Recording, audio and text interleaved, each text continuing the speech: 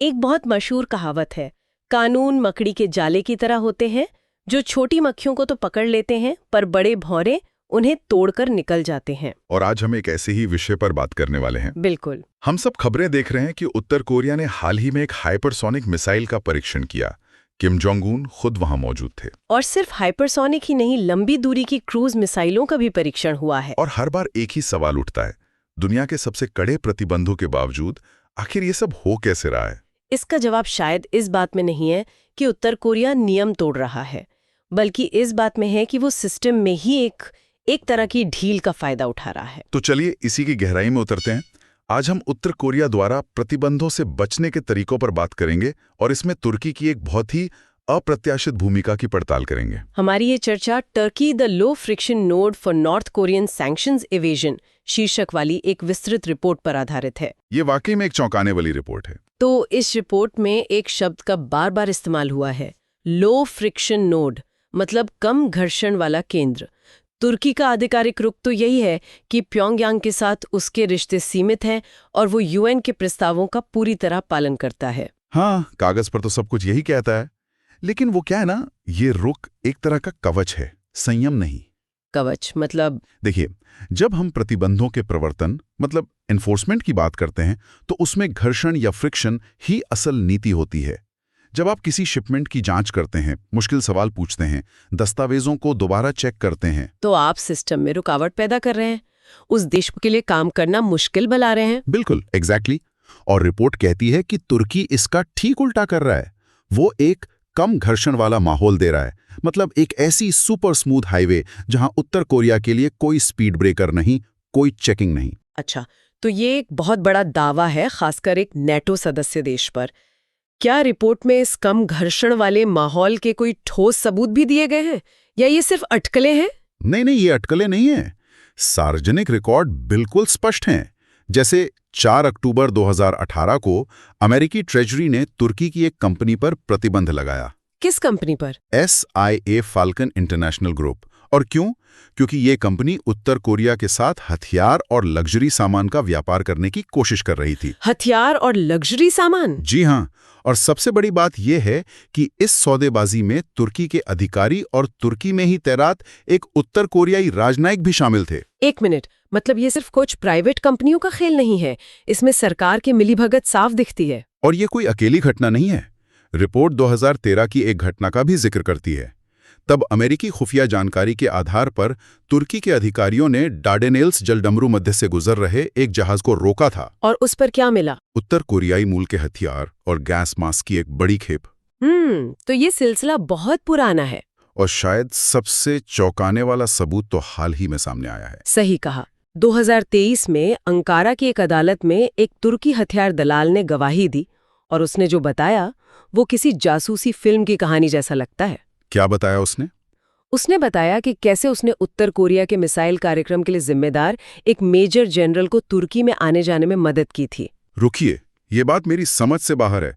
उत्तर Korea का एक सेवारत मेजर जनरल जो मिसाइल प्रोग्राम का इंचार्ज है, वो हथियारों की खरीद पर मीटिंग करने के लिए अंकारा आ रहा है? जी, हथियारों के अधिग्रहण और टेक्नोलॉजी ट्रांसफर पे चर्चा करने के लिए। ये कैसे मुमकिन हुआ?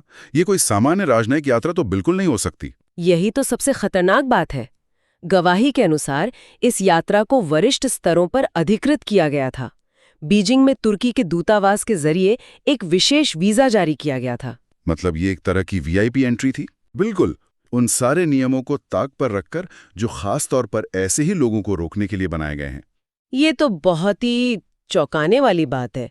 एक मेजर जनरल का अंकारा में घूमना, अगर ये सब पब्लिक रिकॉर्ड में है तो तुर्की सरकार ने कुछ तो प्रतिक्रिया दी होगी, कम से कम दिखाने के लिए। सही, आपने बिल्कुल सही पकड़ा, दिखाने के लिए। तुर्की एक प्रक्रिया का पालन करता है। 2018 में उसने संयुक्त राष्ट्र के प्रस्तावों के साथ तालमेल बिठाने के लिए अपनी उत्तर कोरिया प्रतिबंध कार्यान्वयन योजना को संशोधित किया। यानी कागज पर तो सब कुछ ठीक कर दिया गया, नियम और कड़े कर दिए। हाँ, व्यापार, निरीक्षण, बैंकिंग, सब पर प्रतिबंध कड़े कर दिए गए। लेकिन रिपोर्ट के अनुसार यही मुख्य समस्या है। अनुपालन सिर्फ कागज पर अपडेट हुआ और जमीनी हकीकत कुछ और ही रही। बिल्कुल, जब एनफोर्समेंट को सख्ती से लागू नहीं किया जाता तो प्रतिबंध सिर्फ एक मजाक बनकर रह जाते हैं। रिपोर्ट इसे जानबूझकर सहनशीलता या नोइंग टॉलरेंस कहती है। Knowing tolerance. सोचिए, जब बार बार उत्तर कोरिया से जुड़ी गतिविधियां आपके देश में सामने आएं और फिर भी कोई मुकदमा ना हो, किसी नेटवर्क को खत्म ना किया जाए, तो ये एक तरह का संकेत बन जाता है। एक हरी झंडी। यहाँ चुप्पी ही प्राधिकरण का काम करती है। मौन स्वीकृति। तो फिर ये पूरा तंत्र वास्तव में कैसे काम करता है? मतलब सामान और पैसा कैसे पहुंचाया जाता है? इसके कई चरण हैं। सबसे पहले आते हैं ब्रोकर। ये दलाल पर्दे के पीछे दस्तावेज, फाइनेंसिंग और शिपिंग के रास्ते तय करते हैं। और फिर आता है ट्रांसशिपमेंट, जैसा कि रिपोर्ट में बताया गया है। हाँ, तुर्की के बंदरगाहों, फ्री जोन और गोदामों का इस्तेमाल सामान के मूल और गंतव्य को छिपाने के लिए किया जाता है। मान लीजिए कोई शिपमेंट चीन से चला उत्तर कोरिया के लिए। हाँ, और वो सीधे नहीं जा सकता, तो वो पहले तुर्की आएगा। वहां उसके कागजात बदले जाएंगे, उसे शायद मेड इन टर्की का लेबल दिया जाएगा और फिर उसे एक नई कंपनी के नाम से किसी तीसरे देश के रास्ते उत्तर कोरिया भेज दिया जाएगा। और कागजी कार्रवाई बिल्कुल साफ हो जाती है। बिल्कुल। और जो सामान भेजा जाता है वो हमेशा सीधे तौर पर मिसाइल के पुर्जे के नाम से नहीं जाता होगा। यहीं पर दोहरे उपयोग वाली वस्तुएं यानी ड्यूअल यूज आइटम्स की भूमिका आती होगी, है ना? आपने सही पकड़ा। मशीन टूल्स, इलेक्ट्रॉनिक्स, कुछ खास रसायन, ये ऐसी चीजें हैं जिनका इस्तेमाल नागरिक और सैन्य दोनों का मुंह में हो सकता है। तो आप कह सकते हैं कि ये किसी ट्रैक्टर फैक्ट्री के लिए मशीनरी है, लेकिन असल में वो मिसाइल बनाने के काम आती है। बिल्कुल यही होता है। और अंत में भुगतान, ये ट्रेड बेस्ड मनी लॉन्ड्रिंग और इनवॉइस में हेरफेर के जरिए किया जाता है। रिपोर्ट साफ कहती है कि तुर्की एक ऐसा क्षेत्र है जहां ये सब लगातार हो रहा है। तो ये एक पूरा इकोसिस्टम है। अब यहाँ सबसे बड़ा सवाल उठता है, क्यों एक नेटो का सदस्य देश जो पश्चिमी सुरक्षा गठबंधन का हिस्सा है, वो उत्तर कोरिया के लिए ये सब क्यों होने दे रहा है? इसका जवाब भू राजनीति में छिपा है। देखिए, प्रतिबंध जोखिम पैदा करते हैं, जोखिम से प्रीमियम बनता है और प्रीमियम दलालों को आकर्षित करता है। और देश के स्तर पर प्रवर्तन में विवेक का इस्तेमाल करना तुर्की के लिए एक तरह का लिवरेज या लाभ उठाने का जरिया बन जाता है।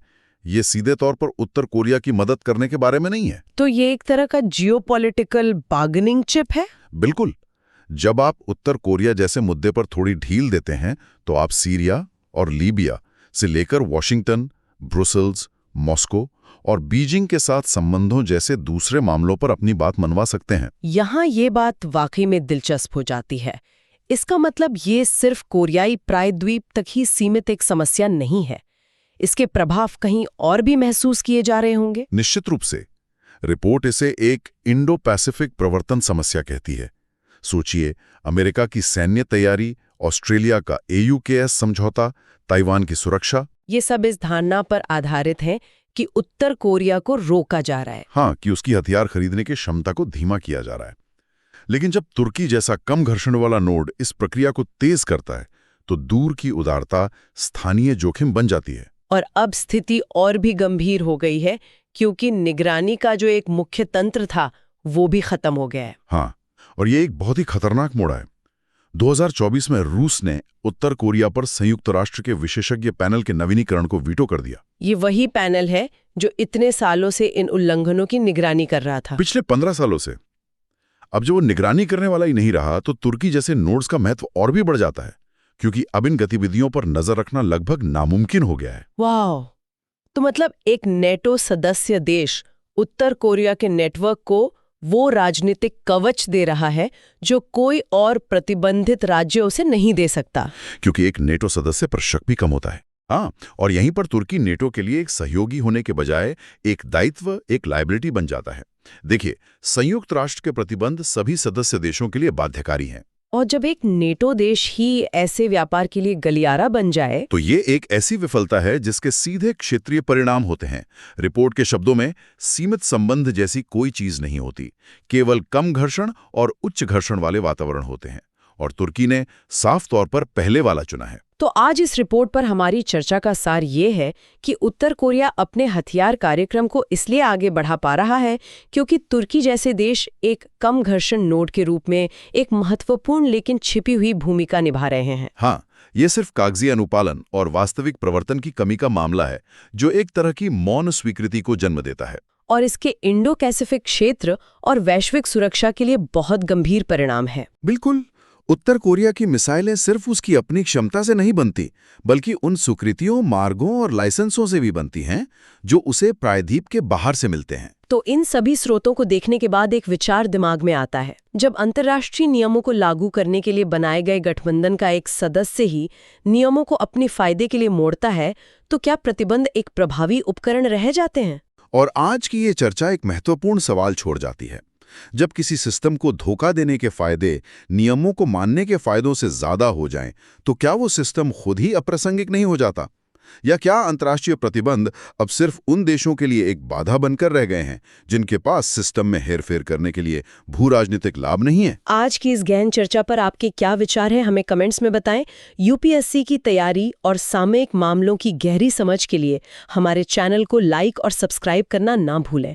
हम आपके लिए ऐसे ही महत्वपूर्ण विषयों पर जानकारी लाते रहेंगे।